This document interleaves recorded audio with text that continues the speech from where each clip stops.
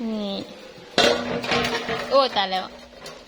ตำข้าวเบื่อก็สิประมาณนี้เลยทุกคนตำมะพริกใส่ข้าวเบื่อซื่อๆแล้วก็ไปปรุงแกงนะทุกคนเว้ยตอนนี้มันก็ฟุดแล้ว แต่ว่ามันจะมืดนิดนึงนะทุกคนขออภัยหลายๆพอดีค่ำแล้วนะ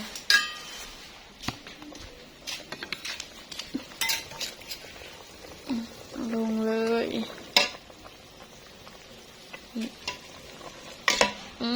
น่ากินมากทุกคนกระดูกงัวเปื่อยละ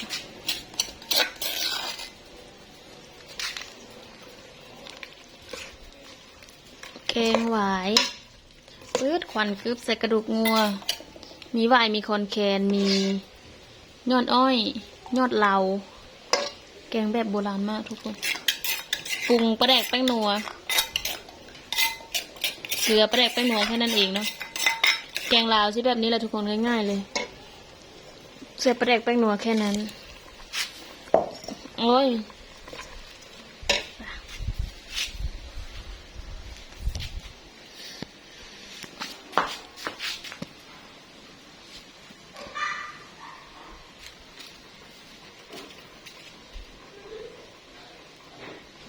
ใส่แล้วเนาะ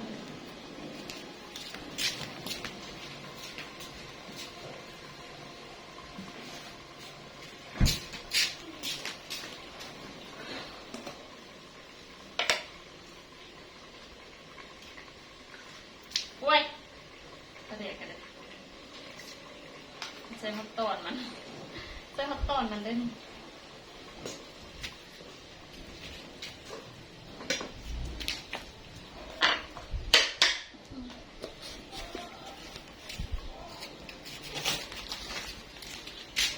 ขาดไม่ได้เลยก็คืออูมามินะทุกคนชูรสแต่หลายแซ่บหลาย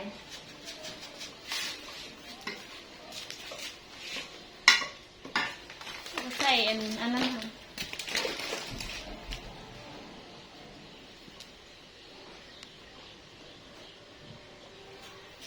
ยอดถั่วอีตู่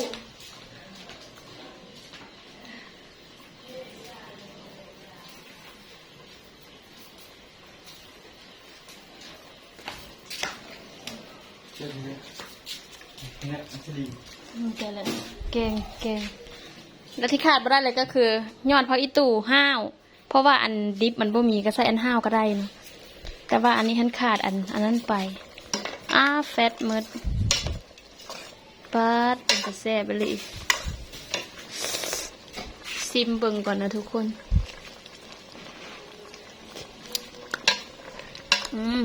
แซ่บนัวหลาย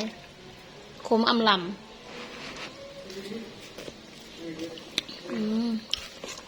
แซ่บ